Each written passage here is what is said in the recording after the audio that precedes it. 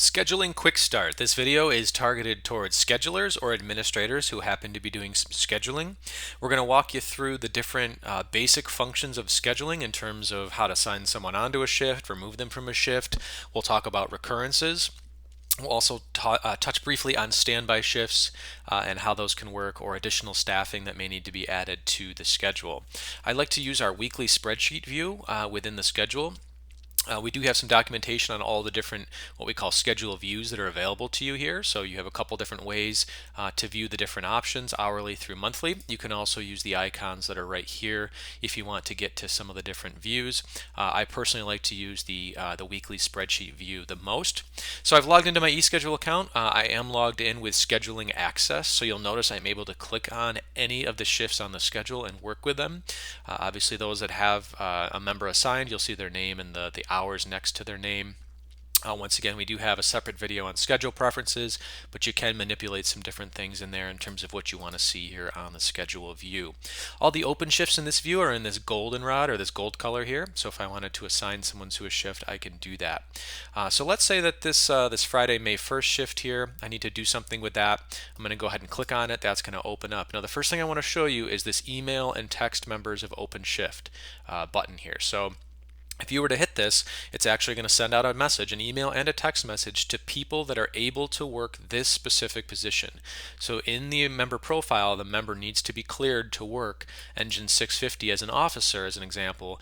If they're cleared to work that, they're going to get an email and a text letting them know that on May 1st from 7 to 7 there's an opening. So it's just a very basic and quick way for you to notify someone of an open shift. It can be used if someone calls in sick, or maybe there's an opening that you're trying to get filled in the near future. You're welcome to use that button there.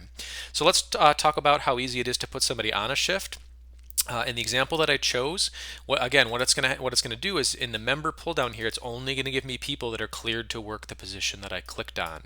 So all these people in my organization here are able to work that specific shift. All right, so here's all their names. Obviously, the number that you see after their name, that's the number of hours that they currently have scheduled for this week. So prior to doing any additional schedule changes, Todd Blanchard has 48 hours right now for the week.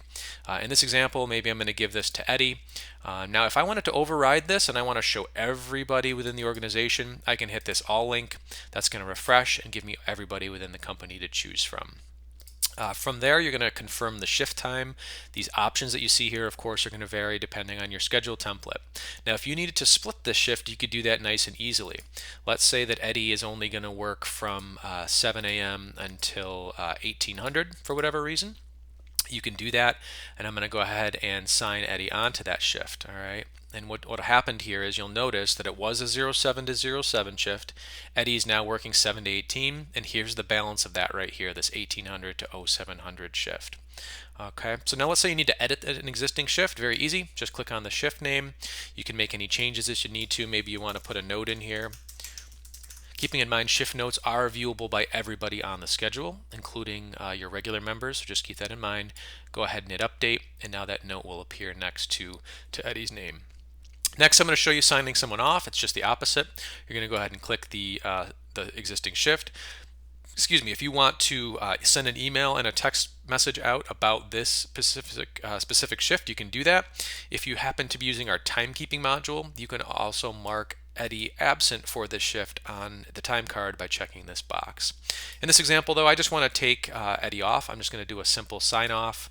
Go ahead and hit OK, and that's going to remove that shift, and you'll notice it reverted back to its original default there, which is 07 to 0700. A couple other things. I'm going to show you how to do a recurrence. So let's talk about putting somebody on a rotation or a recurrence pattern. So let's say that Eddie is going to work this shift. It's from 7 to 7. I'm going to click Add Recurrence. Now, the recurrence options that you see here, once again, are going to vary depending on your organization. So this particular demo site just has a few options. Any recurrence pattern or rotation pattern, for the most part, that you might have, we can set that up for you. So you're welcome to choose one of the recurrence patterns, or maybe it's just a simple every week. So Eddie is going to work every Friday from 07 to 07. Down here, this is an important piece. So how far into the future do you want Eddie to be put onto that pattern? Generally, we recommend not going beyond 12 months from today, just because otherwise the system will take forever to try and put him on into the future. So for now, I'm going to go ahead and put him on till the end of this calendar year. I'm going to go ahead and sign on. And what that'll do is put Eddie onto this shift here, which we just did. Now if I go forward 1 week, you'll notice that Eddie once again is on Friday, May 8th from 07 to 0700. Couple options for taking Eddie off that shift. If Eddie, let's say, calls in sick, just for one shift, we can use the sign off button. That'll take him off just May 8th.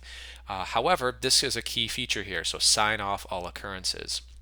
Let's say that Eddie, maybe he gets injured and he's no longer able to work, or perhaps he's switching to a different rotation, or he resigns or quits, whatever the case may be, we can use the sign off all occurrences button. What that's going to do is take Eddie off May 8th and take him off everything in the future. So May 8th and everything after that. It's not going to touch or change anything in the past. So if I go ahead and hit sign off, it'll take him off May 8th here. I'm going to go forward on to May 15th, and you'll notice he no longer exists on that shift. So that is the basics of scheduling. The one thing I did want to show you is the standby shifts down here at the bottom. We have a separate video in terms of how you create standby shifts, open and close shifts we call it. I did want to show you here that as a scheduler you can see all these different shifts here.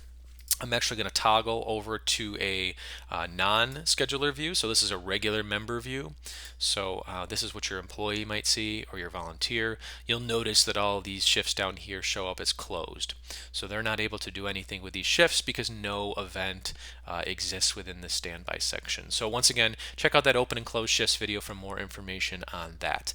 That is scheduling basics for schedulers. If you have any questions, please reach out. Thanks for watching.